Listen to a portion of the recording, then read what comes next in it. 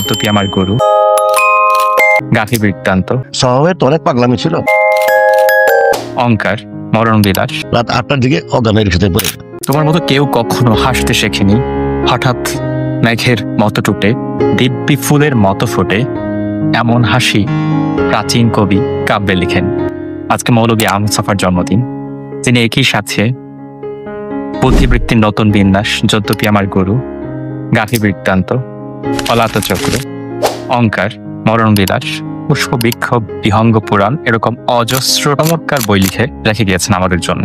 একই সাথে যেমন ছিলেন প্রবন্ধকার, ছিলেন কবি, এবং বাংলাদেশকে মনে হয় সবটা হৃদয় দিয়ে সবচেয়ে বেশি ভালোবেসেছেন আহমদ ছফা। উনি অদ্ভুত খ্যাপাটে মানুষ ছিলেন, এবং কি ধরনের ছিলেন সেটা আমরা যদি দেখি হুমায়ুন আহমেদের ভাষায়।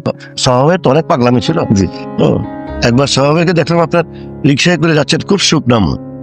তো আমি যে সময় স্বভাবে কি ব্যাপার, উনি বলেন যে না খেয়ে ঘুরতেছে সারাদিন থেকে। যে কেন? না আমি তো ইয়ে লিখবো, এটা গল্প লিখবো, এটা ক্ষুধার উপরে, এটা গল্পটা অনুভব করা, ক্ষুধা অনুভব করার জন্য না খেয়ে সকাল থেকে ঘুরতেছে।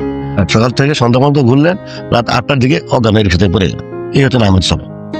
সো আজকে আমার ভীষণ পছন্দের লেখক এবং একই সাথে পছন্দের মানুষ, তার জন্মদিন ছিল। আপনারা আহমদ ছফা চর্চা করবেন, আপনাদের ধ্যান, জ্ঞান এবং আপনাদের আত্মিক এবং বাংলাদেশের সমাজ, রাষ্ট্র, ঐতিহ্য সবকিছু বোঝার জন্য আহমদ ছফা ভীষণ জরুরি।